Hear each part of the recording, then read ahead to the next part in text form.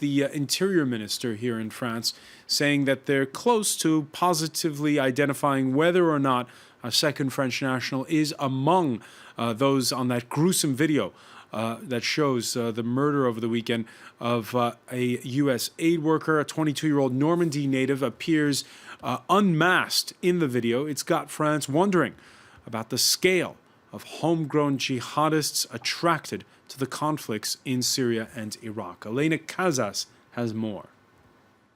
This is thought to be one of the Islamic State organization's executioners responsible for recent killings.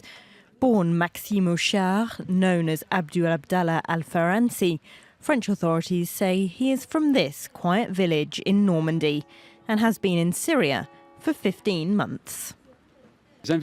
Investigations have allowed us to establish that Auchard left France to go to Syria, first taking a flight from Paris to Istanbul, then traveling to Gaziantep on August 27, 2013, posing as a humanitarian worker. In reality, the humanitarian work was only a cover, and he proceeded to join the Islamic State organization and started fighting. It's believed that Maxime Auchard took part in the beheading of 18 Syrian pilots and officers. Authorities say he converted to radical Islam aged 17 and travelled to Mauritania in 2012 before joining jihadists in Syria last year. At least one other French national is suspected of taking part in recent Islamic State beheadings. Authorities are keen to discourage others from joining them.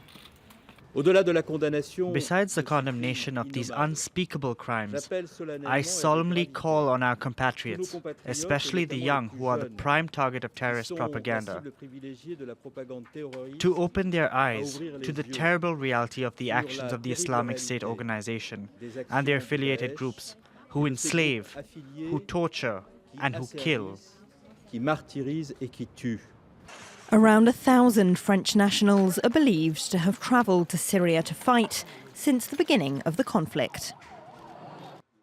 Joining us now, France 24's Wassim Nasser. Thanks for being with us. Wassim, you've been monitoring what the jihadists have been saying over the internet these past months.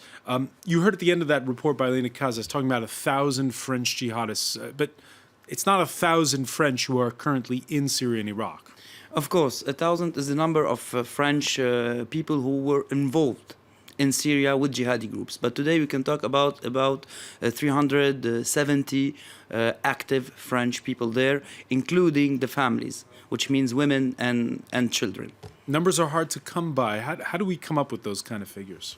I guess that those figures are really not accurate, because people still are going there and people are coming back, people are dying there, people are getting wounded. So these are estimations, I guess, more than accurate numbers. That 22-year-old Normandy native, it was a big shock for the French. Of course, the British had Jihadi John, who we'd seen. How many, the French who are there in Syria, what are their daily lives like, people like that? We heard a lot that French people didn't have any important positions, if we may say so, inside the Islamic State. But this is really wrong, because French people are involved on all levels. So we have regular soldiers, fighters, jihadis. We have some of them who are commanding, and we have some of them who are administrating things there, like religious police, like real administration, because they are trying to build somehow their state, which means that it's different than what we can see or what we knew from al-Qaeda, which was only a terror group doing military actions. Here today, the Islamic State is trying to build a real state, which means that they have to have schools, they have to have hospitals, they have to administrate people who live under their rule. We're talking about more than 8 million people living under their rule today in Syria and Iraq. But when we look at the profile of those we know about, like there was one who was convicted last week. He was a repeat felon, goes to Syria for 2 weeks, but he has a nicotine craving. Yes. And he comes back because he wants to buy e-cigarettes. And with people like that, what kind of responsibilities does ISIS give them? First of all, this person in particular, he wasn't in the ranks of the Islamic State. He was in the ranks of the Nusra Front, which is the al-Qaeda branch for Syria. And we have to know that there are so many profiles. And people who are going back to French or to France or to Denmark, because today I spoke to a religious responsible in Denmark, which is involved in a program which seems to be working, the only program today in Europe which is working. And we know that these people who are going back, almost 99% of them were in the Nusra Front. The Nusra Front, which is losing ground today in Syria. So these people, including French people, were all in the same group. And today they are going back because they don't have any means to sustain their lives there. But on the other hand, the people involved in the ranks of the Islamic State are still there with their families. Almost nobody came back except Mehdi Nemmouche, which made the terror attack in Brussels like a few months ago. The one who attacked the Jewish Museum in Brussels. Exactly. So people involved in the Islamic State are really convinced people, and they go there to stay. And this is why we see them without any masks, because there's a message behind this. The message is, we are there to stay. We are not afraid of the coalition. We are not afraid of the regimes in the region. Now, in the case of the 22-year-old who was unmasked in the Peter Kassig video, he granted an interview to a French all-news television station, BFM. How easy is it to get in touch with these people? I wouldn't say it's easy, but it could happen. And at the time, the coalition wasn't in place yet. So these people talk, I talk to them, few people talk to them, but it's kind of building of confidence. I spoke to many people, French, Arabs, some of them are high-ranking, some of them are less high-ranking, but the communication was easier before the coalition. How do you get in touch with them? How did you do it? It always starts with social media. It always starts with Twitter. Then when you succeed in building a kind of confidence, if you may say so, it could go to Skype, and then it could become phone calls. It depends on the person and on your relation as a journalist with him. So many journalists do what we describe as a one-shot.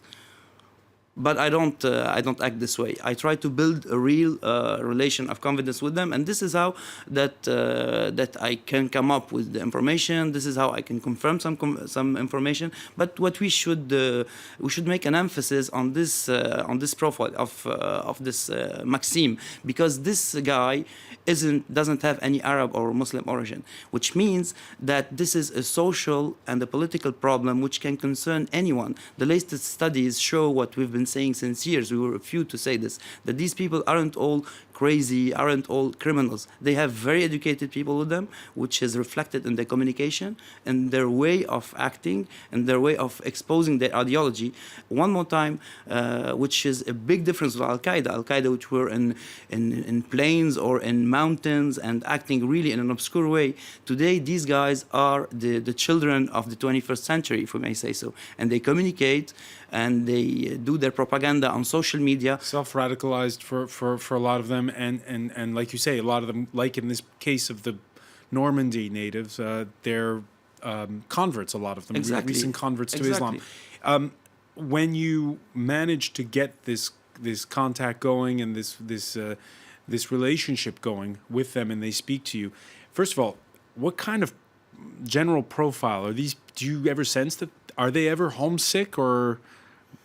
I don't think so, because they are really motivated and convinced people, maybe for the wrong reasons, probably for the wrong reasons, but they are really convinced that they are building something. They are building a new state. They are participating in creating history, as they say, and they are in a real apocalyptic view of the world, because they think that they are preparing the end of the world. And what we see in this latest video, that they buried the head of the hostage Kassig in a plane called Dabik, northeast of Aleppo.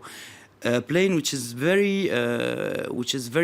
has a big meaning in Islam, because as it was said in the hadith, like one of the companions of the Prophet said that in this plane in particular, the final battle will happen between the armies of the Muslims and the Western armies. And also in this plane, the Ottomans won on other Arabs, and they opened the road to Damascus and to Egypt. And this should be taken really in consideration to understand their ideology. So all right, so they've thought that out. And one final question: you call them? Do they call you sometimes? It depends. It depends. But you should know that today, after the coalition, after hitting in Iraq, it became more difficult to get in contact with them because they are very. They think about their security and they talk a lot less.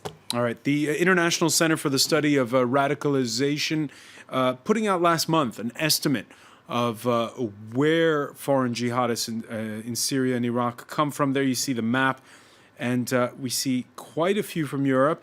Many more, by the way. The most comes from Tunisia, second Morocco, 3,000 Tunisia, 1,500 from Morocco. Slightly more from the UK than from France. One final question, Wassim Nasser, what's the trend on that? The trend is to see that all the systems, all the rules in the Arab world or in France, which is really secular, or in Great Britain, which there's a big place for communities, failed to stop these waves. Why? Because there's a political project to build, because many people, we are living in a period of ideological void, and so many people feel attracted by this. And one more time, there's no specific profile. Some people are very educated, some people are poor, some people are ex-criminals, but they all have the same aim, the same goal, building this dreamed caliphate or this dreamed state. All right, Wassim Nasser, many thanks for that. Wassim Nasser, who monitors what is going on those Islamic sites.